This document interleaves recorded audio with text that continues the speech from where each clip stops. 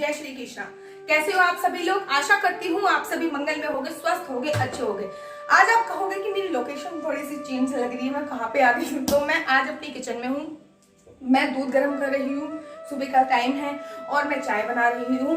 आप लोगों को पता है कि आज सुबह सुबह मेरे एक नॉन का फोन आया। उन्होंने मुझसे बोला कि हमारा जो दूध है वो उफान करके बाहर निकल गया। वो ज्योतिष विद्या को बहुत ज्यादा मानती है, तो उन्होंने मुझसे ये पूछा क्या ये शुभ संकेत है या फिर अशुभ संकेत है। तो अभी मेरे को वो फोन कॉल याद आ गया कि हाँ उनका फोन आया था, मैं दूध गर्म कर रही थी, अभी भी गर्म कर रही हूँ। तो मेरे को लगा कि दूध से जुड़े आपका किस्मत कनेक्शन दूध का क्या होता है। दूध आपका भविष्य भी बता सकता है, दूध आपका वर्तमान सुधार सकता है। दूध अच्छा, हमारे जो बूढ़े बुजुर्ग थे ना, वो आशीर्वाद भी देते हैं कि दूधो नाव पूतो फलो, अर्थात दूध की तुलना पूत से कर दी जाती है। और तो और जब माँ गर्भवती होती है तो 9वें महीने में जैसे ही उनका शिशु बाहर आता है, जैसे ही 9वें महीने में स्तनपान कराने के लिए स्वतः ही प्राकृतिक तरीका से माता के स्तन में दूध आ जाता है। तो दूध दूध नहीं होता, दूध अमृत होता है।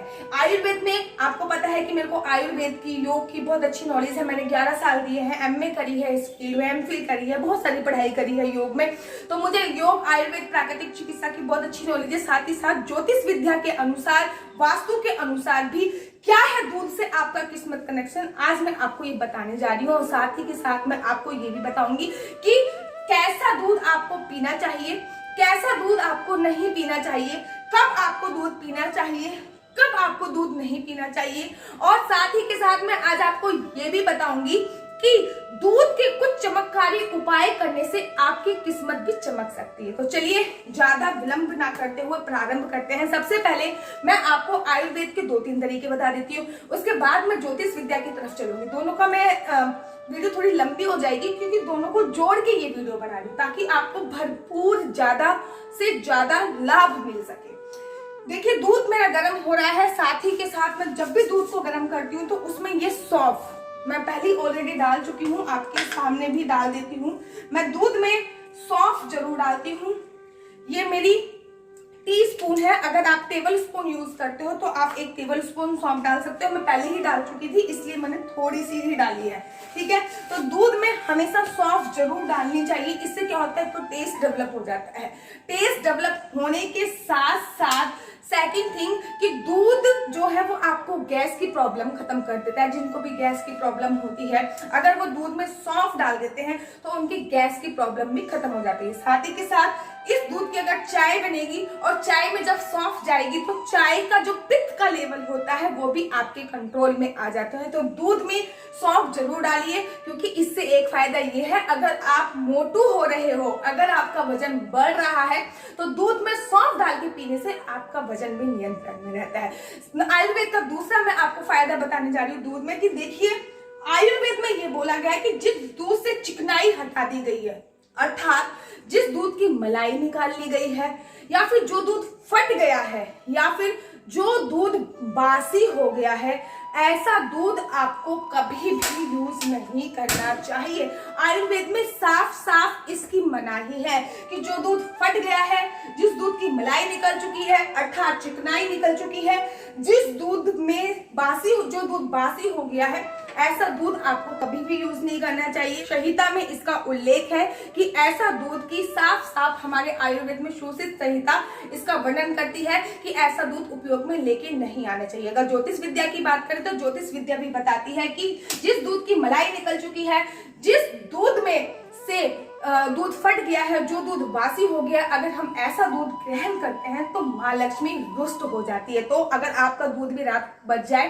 तो कृपया करके सुबह तक उसका इंतजार मत कीजिए कि सुबह हम इसको धारण कर लेंगे या हम सुबह पी लेंगे। उसकी वेरिफिकेशन चेंज कर सकते हो, अर्थात अगर रात को दूध बच जाए तो आप उसका दही जमा सकते हो या फिर उसकी आइसक्रीम वगैरह। दूध की तो बहुत सारी चीजें बन जाती है। आप हाउस वाइफ हो, वर्किंग वूमेन हो, आपको मुझसे ज्यादा पता है। मेरे को तो खाना बनाना थोड़ा कम ही आता है, लेकिन आपको तो मुझसे ज्यादा पता है। उसको आप दूध को आप किसी भी और चीज में कन्वर्ट कर सकते हैं, लेकिन रात का बासी दूध आप कृपया करके ना तो खुद ग्रहण कीजिए, ना अपने बच्चे, ना अपने हस्बैंड को बिल्कुल भी मत दीजिए। देखिए, जो लोग सुबह सुबह दूध खरीदते हैं और सुबह ही दूध उबालते हैं, सुबह सुबह दूध खरीदना चाहिए।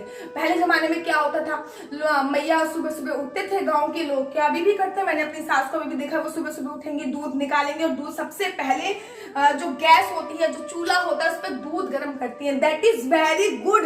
ज्योतिष विद्या के अनुसार सुबह सुबह दूध खरीदना, ज्योतिष विद्या के अनुसार सुबह सुबह सबसे पहले गैस पे दूध को उबालना बहुत ज्यादा शुभ माना जाता है। माँ लक्ष्मी की कृपा आप पे सदैव बनी रहती है। ऐसा भी बोला जाता है कि सुबह सुबह अगर आप काम पे जा रहे हो, आप जॉब पे जा रहे हो और कोई इंसान आपको दूध लाता हुआ दिख गया, कोई शुभ काम से जा रहे हो, तो आपका वो काम 100% हो जाता है। ऐसा हर दिन आपके दूध में उबाल आके दूध गिर रहा है तो आप सावधान हो जाइए, आपके रिश्ते में करवाहट आ सकती है। आपका जो चंद्र है वो आपका डाउन हो सकता है, आपके जो रिश्ते हैं उसमें करवाहट आ सकती है। एक बात आपको बताऊं, जिनका शुक्र मजबूत नहीं है, जिन लोगों का शुक्र मजबूत नहीं है, उनको रात्रि को दूध नहीं पीना चाहिए। ये मेरी एक पर्सनल एडवाइस है। और जिनको गैस की बहुत ज्यादा प्रॉब्लम होती है, उनको कभी भी गर्म दूध का सेवन नहीं करना चाहिए। जिनको गैस की बहुत ज्यादा प्रॉब्लम है, वो दूध को ठंडा करके फ्रिज में रखकर फिर सिप सिप कर कर एक गिलास दूध पिएंगे तो उनकी गैस की प्रॉब्लम में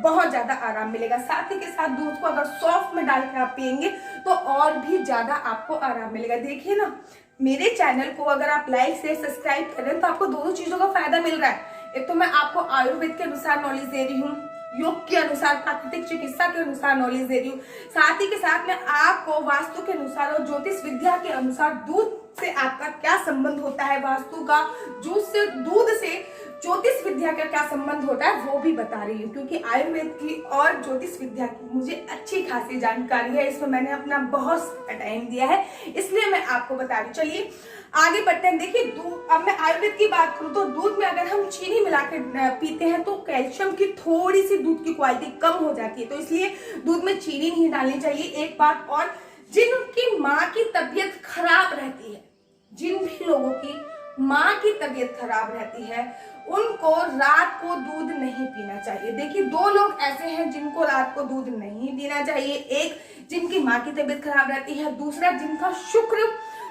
बहुत ज्यादा लो है, उनको रात को दूध नहीं पीना चाहिए। जिनका शुक्र ग्रह खराब है, उनको रात को दूध नहीं पीना चाहिए। जिनका चंद्र कमजोर है, जो मानसिक रोगी हैं, एक तो वो चांद देखें, जिनका भी चंद्र कमजोर है और जो मानसिक रोगी हैं, उन पे एक विशेष अनुरोध करना चाहूंगी। एक तो वो रात को जाके चांद देखें और दूध का अर्घ, मतलब एक लोटे में पानी ले लीजिए, लोटे में कुछ बूंदे आप दूध की डाल लीजिए और चांद को आपको अर्घ देना है।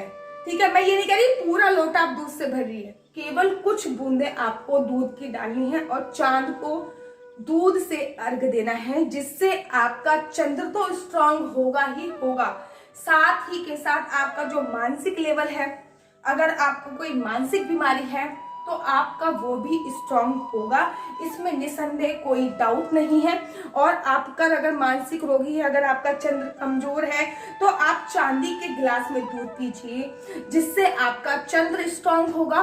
और अगर आप मानसिक रोगी है तो आपको उसमें भी फायदा होगा, क्योंकि जो चांदी होती है उसकी तासीर ठंडी होती है। चलिए अब आगे बढ़ते हैं। जो भी बच्चे पैदा होते हैं, लोग कुछ महिलाएं मुझसे ये बोलती हैं कि जब से मेरा बेटा हुआ है या फिर जब भी मेरी बेटी हुई है तब से मैं बीमार रहने लग गई हूँ। तो विशेष ध्यान दीजिए कि जिन भी बच्चों के पैदा होने से उनकी माएँ बीमार रहने लगी हैं, तब से, बहुत सारी महिलाओं के मुंह से सुना होगा, जब से मेरी प्रेगनेंसी हुई है तब से मैं बीमार रहने लगी हूँ। तो उनके लिए बहुत ज्यादा सर्वोत्तम है कि उनके बच्चे उनसे बोलें, ये वीडियो दिखाएं, या फिर वो माताएं 11 सोमवार शिवलिंग पर दूध चढ़ाकर आए। 11 सोमवार दूध का दान करें, शिवलिंग पर दूध चढ़ाकर आए और सोमवार को दूध ग्रहण ना करें। 11 सोमवार के बाद आप देखोगे कि आपकी सेहत अच्छे से बनने लगती है, सेहत आपका शारीरिक रूप से आप सक्षम होने चालू हो जाओगे। और जिस भी लड़की की शादी में विलंब हो रहा है, जिस भी जिस भी कुंवारी कन्याओं की शादी में विलंब हो रहा है, वो भी शिवलिंग पर दूध चढ़ाएं। वो बहुत ही ज्यादा शुभ माना जाता है। देखिए, दूध का बार बार गिरना, कोई कभी एक बार क्या हो रहा था कि मेरे हस्बैंड आ रहे थे, वो दूध को ऐसे उठा रहे थे और दूध नीचे गिर गया था।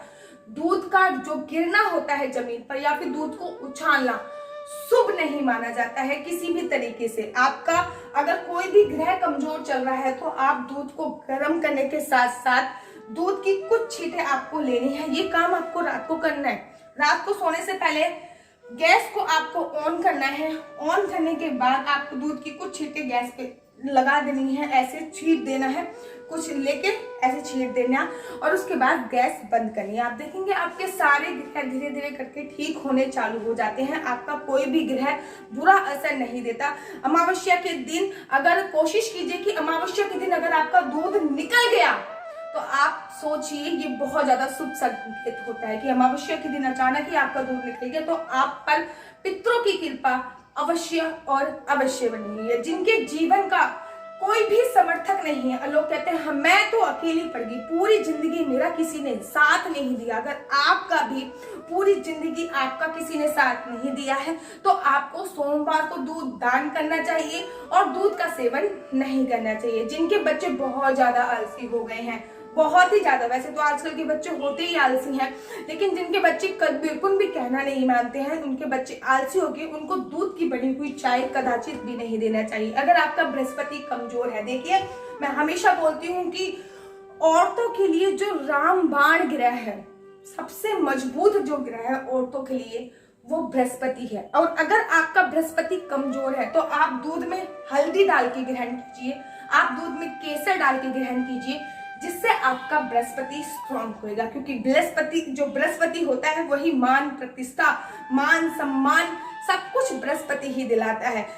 ये मैं आपको बता चुकी हूँ कि जिन लड़कियों की शादी नहीं हो रही है वो शिवलिंग पर दूध चढ़ाइए। और अगर आपके 9 ग्रहों में से कोई भी ग्रह कमजोर है, अगर आपको लग रहा है कि मेरा शुक्र खराब है, मेरा शनि खराब है, मेरा राहु केतु खराब है, मेरा बुध खराब है, या फिर आपको किसी पंडित ने बताया कि भैया आपका ये वाला ग्रह खराब है, वो ग्रह खराब है, ये उपाय करा लीजिए, वो उपाय करा लीजिए, आपको कोई भी उपाय कराने की जरूरत नहीं है।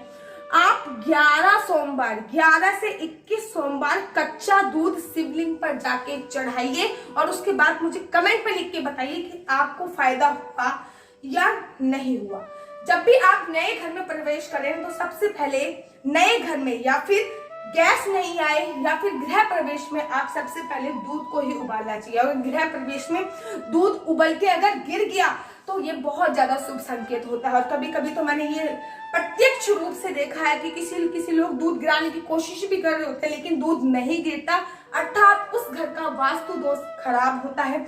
आपको थोड़ा सतर्क होने की आवश्यकता है। अगर आप नए मकान में जा रहे हो, दूध का उफान आ रहा है और दूध नहीं गिर रहा है, उफान आया जा रहा है लेकिन दूध नहीं गिर रहा है, तो आपको सावधान होने की आवश्यकता है।